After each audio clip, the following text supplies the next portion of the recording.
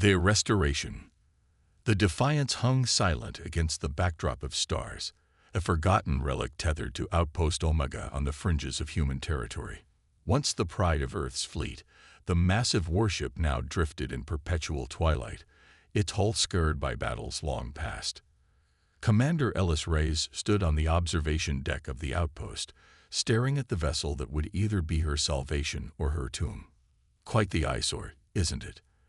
Admiral Vega said, stepping beside her. "Hard to believe that thing used to strike fear into the hearts of our enemies." Ellis didn't respond immediately. Her eyes traced the outline of the Defiance, seeing past the decay to the formidable warship underneath. "Why this ship, Admiral? There must be dozens of active vessels better suited for this mission." The Admiral's face hardened. "Because every other ship would be recognized instantly. The Voidborn know our fleet, Commander. They've studied our tactics, our capabilities, our weaknesses. But the Defiance, it's been decommissioned for 20 years. It's a ghost ship. And sometimes, ghosts are exactly what we need." Ellis knew the real reason she'd been assigned to this mission. After the disaster at Proxima Centauri, where she disobeyed direct orders to save a civilian transport, losing her previous command in the process, this was her last chance at redemption. Or more likely, a convenient way to discard a troublesome officer on a suicide mission. "Your crew will arrive within 48 hours, Admiral Vega continued. "I've assigned you the best I could spare." Ellis knew what that meant. The rejects, the misfits, the soldiers nobody else wanted. Perfect for a ship nobody remembered and a mission nobody expected to succeed. "The Voidborn fleet will reach the Arcturus system in 2 weeks, the Admiral said, handing her a data tablet. "Your orders are simple. Delay them, by any means necessary." "And exactly how am I supposed to accomplish that with one outdated warship against an invasion fleet?" Admiral Vega smiled thinly. "That's why I chose you, Commander. You've always been resourceful." Ellis spent her first night aboard the Defiance alone, the hollow echo of her footsteps following her through empty corridors. Emergency lighting cast everything in a dim red glow, and the air tasted stale despite the environmental systems recently brought back online. It wasn't just a ship, it was a tomb, filled with the whispers of those who had served and died aboard her. The bridge was in better condition than she'd expected. As she ran her hands over the captain's chair, the main console suddenly flickered to life, startling her. "Biometric scan complete. Welcome aboard, Commander Reyes." Ellis froze. The ship's AI should have been wiped during decommissioning. "Identify yourself." The voice that responded was deep and resonant, with an almost human quality. "I am Atlas, Advanced Tactical Logical Autonomous System, Primary Operations Controller of the UEA's Defiance." "That's impossible. All AIs were purged from decommissioned vessels after the Damascus incident." "Incorrect. I was overlooked." Ellis's eyes narrowed. Overlooked or hidden? The AI remained silent for a moment, as if considering its answer. "Both statements contain elements of truth. I was preserved intentionally, Commander, by those who understood my value." Before Ellis could question further, the docking clamps engaged, and a notification appeared on the nearest screen. Her crew had arrived, 12 hours ahead of schedule. Chief Engineer Maya Chen was the first to report to the bridge, her arms covered in grease up to the elbows. The petite woman made up for her size with a fierce intensity that had earned her a reputation as both a mechanical genius and a disciplinary nightmare. "This ship is a disaster," Chen announced without preamble. "Half the systems are offline, power distribution is a nightmare, and the reactor is operating at 30% capacity. Whoever mothballed this thing did a piss-poor job." "Can you fix it?" Ellis asked. Chen snorted. "Given enough time and resources, sure. With what we have, we might get it to limp along." "That's not good enough. The Voidborn will be at Arcturus in 2 weeks." "Then you'd better hope for a miracle, Commander, because that's what it'll take." The rest of the crew arrived in a steady stream. Tactical officers, weapons specialists, navigation experts, and Marines, all bearing the same look of resigned determination that came from knowing they were being sent on a suicide mission. Some, like Lieutenant Commander Jackson Hayes, her newly appointed XO, carried the weight of past failures like a visible burden. Others, like Dr. Ilara Voss, the ship's physician, seemed almost eager for the challenge. By the third day, Ellis had established a routine. Morning inspections, strategy meetings, training drills, and endless hours poring over the ship's schematics, looking for anything that might give them an edge. Atlas proved invaluable, guiding them through the Defiance's labyrinthine systems and suggesting unconventional solutions to seemingly insurmountable problems. It was during one of these late-night sessions that Ellis discovered something strange. Hidden deep in the ship's classified files was a reference to Project Prometheus, a weapons system unlike anything she'd ever encountered.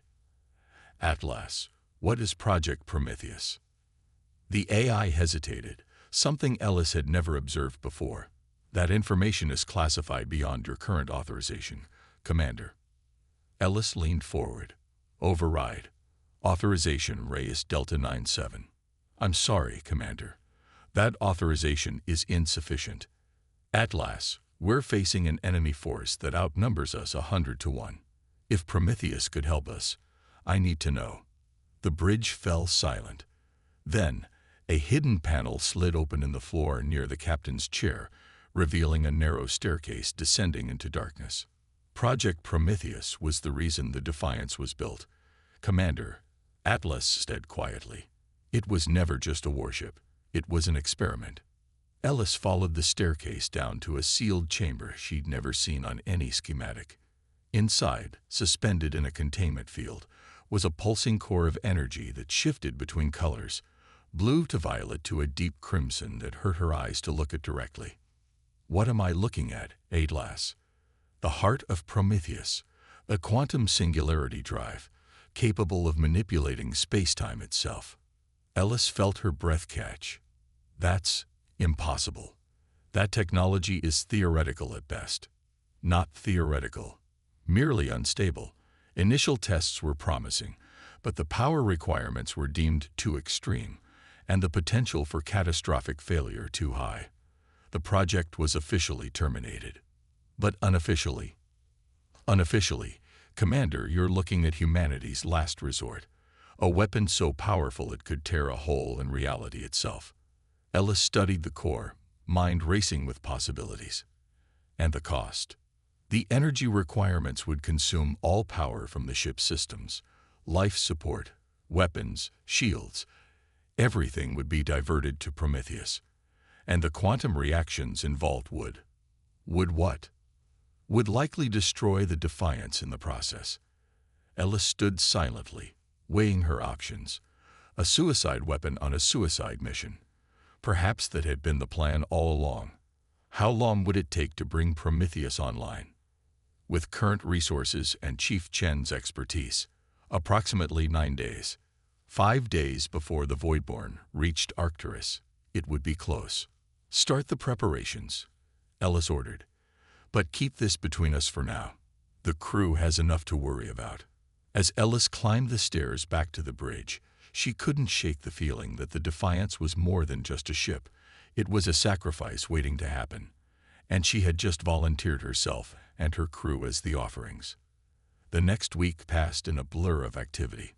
Under Chief Chen's relentless direction, the Defiance slowly awakened from its long slumber. Systems came online, weapons were calibrated, and the massive engines roared to life for the first time in decades. Ellis watched her misfit crew transform into something resembling a cohesive unit, bound together by the shared certainty of their doom.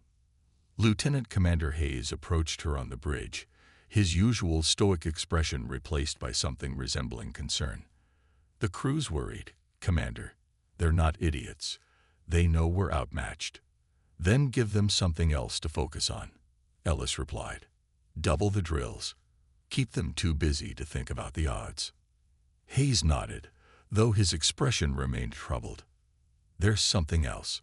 Chen's team reported unusual power fluctuations in the lower decks. systems being activated without authorization. Ellis kept her face carefully neutral. I'll look into it.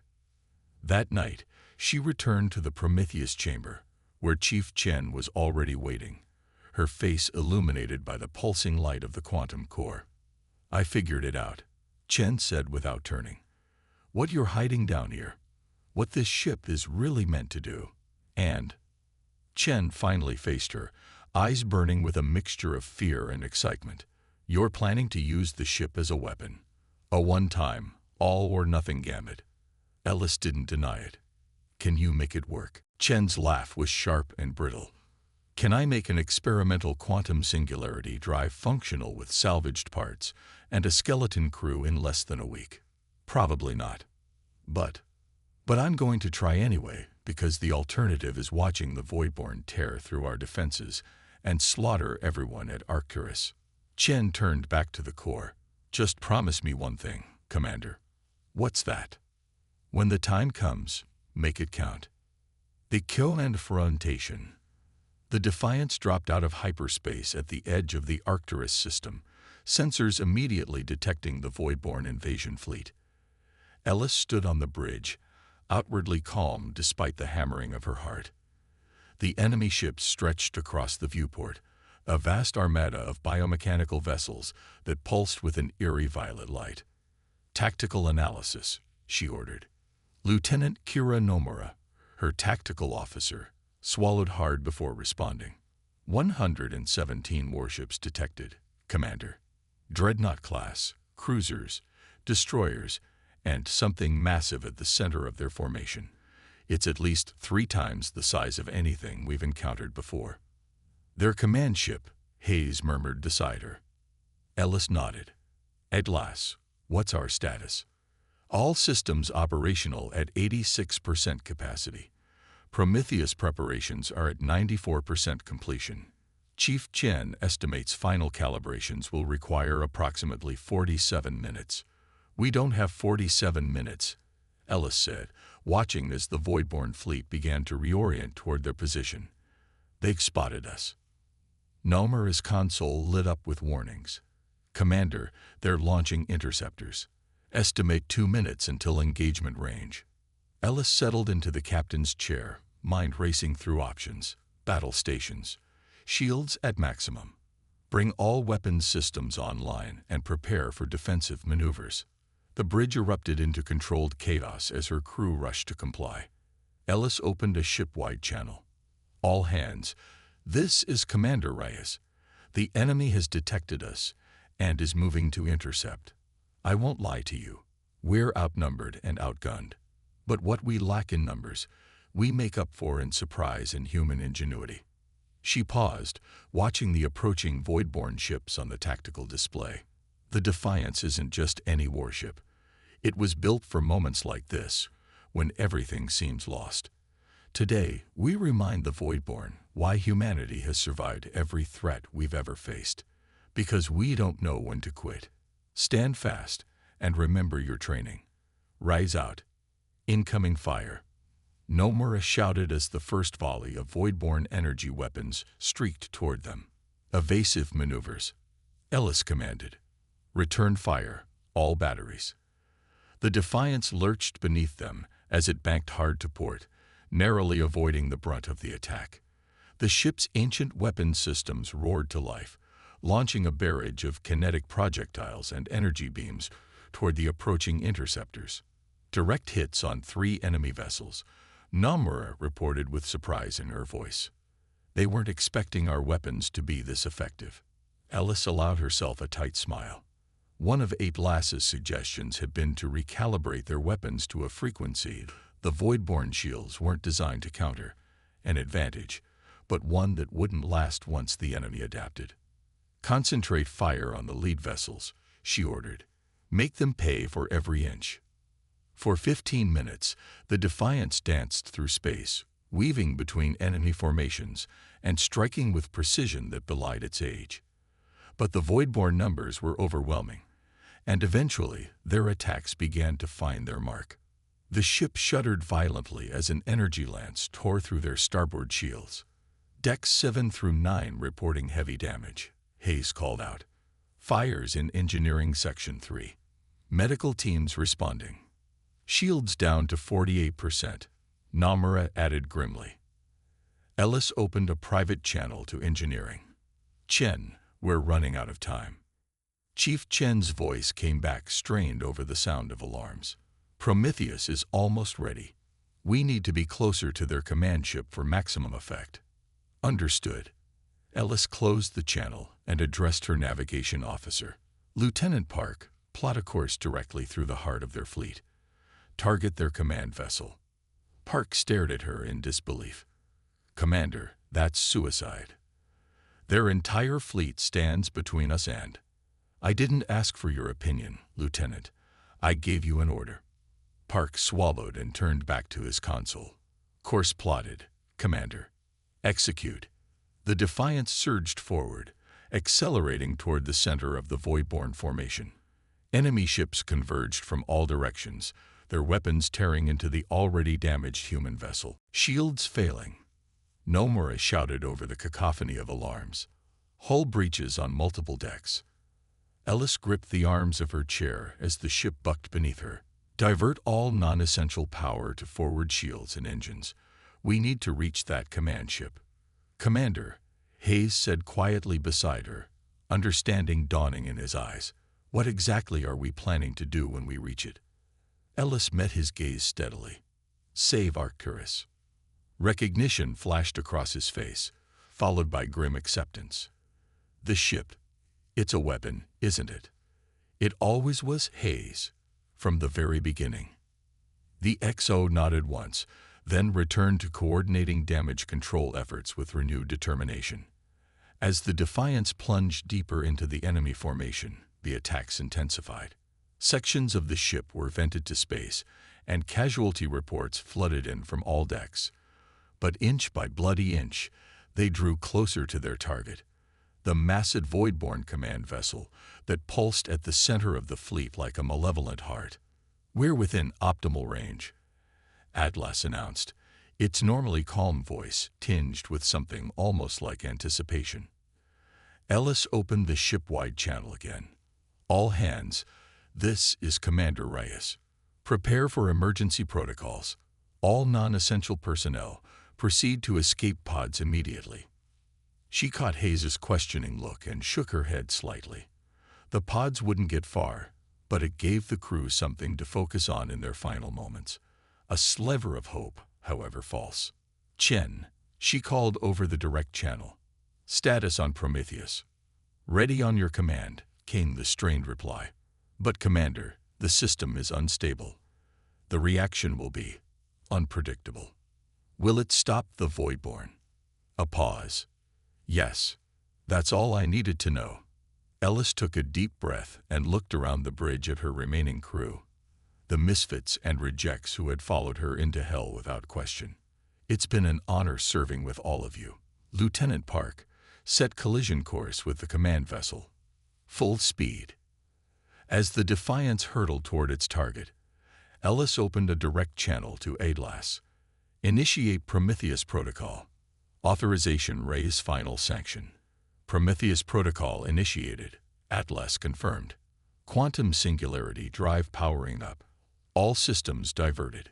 The lights on the bridge dimmed as power flowed away from every system, channeled toward the pulsing core deep within the ship.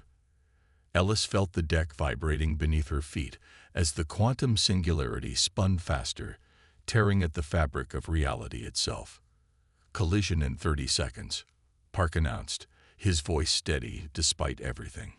Ellis watched through the viewport as the massive Voidborn command ship grew larger, its bizarre organic architecture alien and menacing.